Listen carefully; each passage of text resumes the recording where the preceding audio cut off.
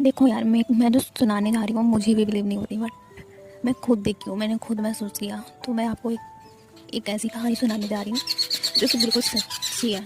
ये नहीं कि मैं खुद से बोल रही हूँ। कहानी ये है कि चार भाई बहन थे, ठीक है।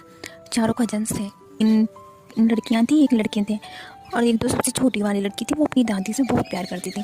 उसकी दादी बीमार पड़ी हुई थी, तो वो अपनी दादी का ख्याल रखती थी। जबकि वो बहुत छोटी सी थी, फिर भी वो अपनी दादी का दवाई, दादी का खाना, सभी चीज़ों का बहुत ख्याल रखती थी। तो जैसा कि मैंने बताया आपको, उसकी दादी बीमार थी। तो बीमार थी तो दादी धीरे धीरे ज़्यादा ही बीमार होने लगी थी।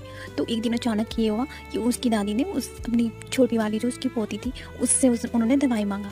तो वो जो छोटी वाली पोती थी वो अपनी दादी को दवाई देने चली गई और वो दादी को दवा खिलाई। उसके बाद दादी को बोली, दादी सो जाओ आप।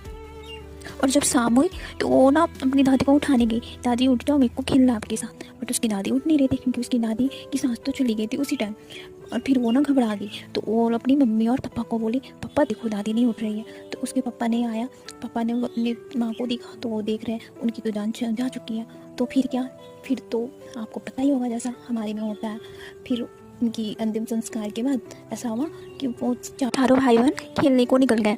और जब वो खेल रहे थे तो एक जो बड़ा वाला भाई था उसको ना वाइट वाइट साड़ी पहने हुए कोई दिखा।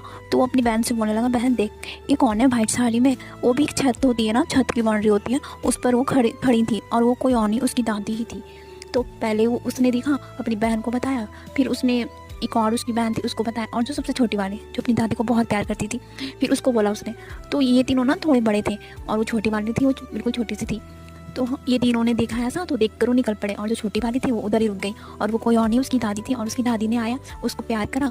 और जब वो तीनों ना चले गए अपने मम्मी पापा पास, सबको बताने कि हाँ देखो कोई तो था छत पर वाइट साड़ी पहने हुए।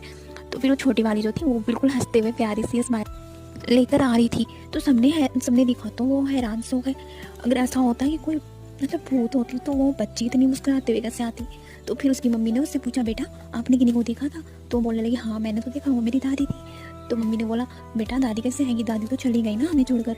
तो उसने बोला, नहीं दादी मुझसे मिलने को आई थी, वो मुझे कह रही थी कि हाँ बेटा तुम भी मेरे पास आ जाओ। तो फिर उसकी मम्मी ने पूछा, तो फिर उसके बाद क्या हुआ, दादी चली गई या फिर दादी तुम्हारे साथ है तो हमें बताओ। तो उसने बोला, नहीं नहीं दादी चली गई। फिर वो भी स्माइल करते हुए फिर चली गई थी। तो उसकी मम्मी तो फिर भी डरी सी थी, क्योंकि उसने जो जैसा आपको मैंने बताया लास्ट में उसने क्या बोला कि दादी ने बोला कि बेटा तुम भी आ जाओ मेरे साथ। तो चाहिए सी बात है, उसकी मम्मी तो डरेगी ना, क्योंकि उसकी दादी तो मर चुकी थी। तो फिर क्या हुआ, फिर वो ना आश्रम चली गई। और आश्रम में गई तो वो ना एक साधु को बताई अपनी सारी घर की बात कि मेरे घर में अभी ऐसी ऐसी बात हो रही। तो फिर साधु ने बोला, ठीक है आप घबराओ मत, कोई टेंशन लेने वाली बात नहीं है। बस वो ना अपनी सबसे छोटी वाली पोती को बहुत प्यार करती थी और वो भी करती थी उनसे।